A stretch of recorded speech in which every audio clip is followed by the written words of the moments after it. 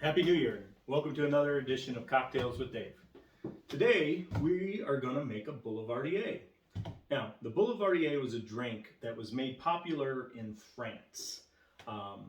Mainly, it's credited to a gentleman by the name of Eskwin Gwynne. Strange name, but he's an expatriate from the U.S. Had a little bit of money in the family. He's a cousin of the Vanderbilts. Maybe you've heard of them. They had some trains out east or something. Anyway, he published a magazine for expatriates in France called the Paris Boulevardier, and was a big fan of the drink itself. Boulevardier meaning basically in French translates to like a man about town. So there's another gentleman in France by the name of Harry McElhone, who is a world famous bartender. He started out in New York, went to London, found his way to France, and eventually opened up his own bar in Paris called the Harry's New York Bar. Very creative name. I mention Harry because the Boulevardier was first printed in his famous cocktail book called Barflies and Cocktails, published in 1927. Now, around this time, there was a little thing going on in the U.S. called Prohibition. And amongst other things, it sent a lot of U.S. bartenders to Europe so that they can continue to make drinks and practice their craft. It also had the effect of introducing a lot of European ingredients to Yankee bartenders, right? So I don't know explicitly that the Boulevardier is a result of that. However, you gotta wonder about a drink that's made with bourbon and Campari. So anyway, what is in a Boulevardier? Well, I gave you two ingredients already, but we'll go over them again. The base spirit is bourbon.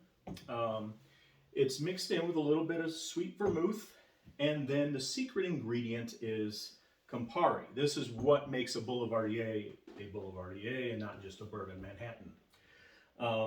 Now, around here, we do things a little bit differently, and we like to say, put a little Malort in it. So that's what we're going to do tonight.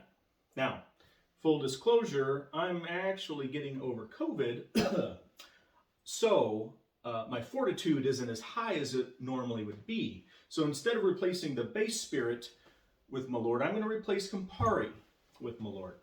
Now, given the bitter nature of both of these liqueurs, I'm actually a little worried that this cocktail might work, but we'll find out. So, the Boulevardier. So we start out with our base, about 1.5 ounces of bourbon. There we go. Now you could use rye if you wanted to, but we're going to stick with the sweeter bourbon. There we go.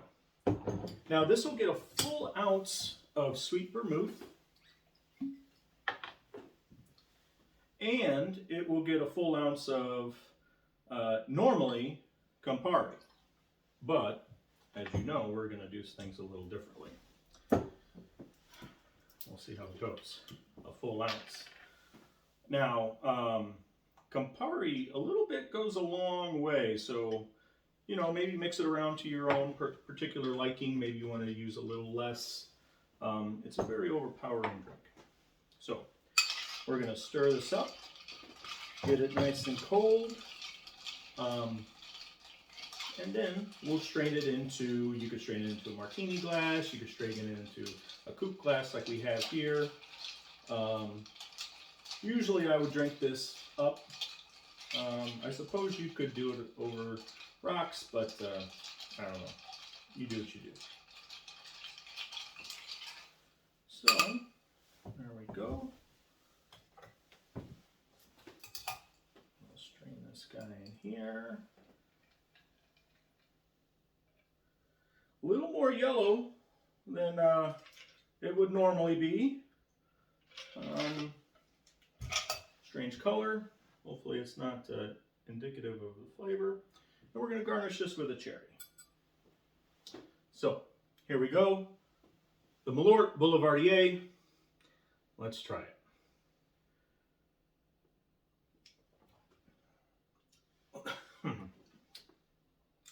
Nope. Nope, that didn't work. Oh my God.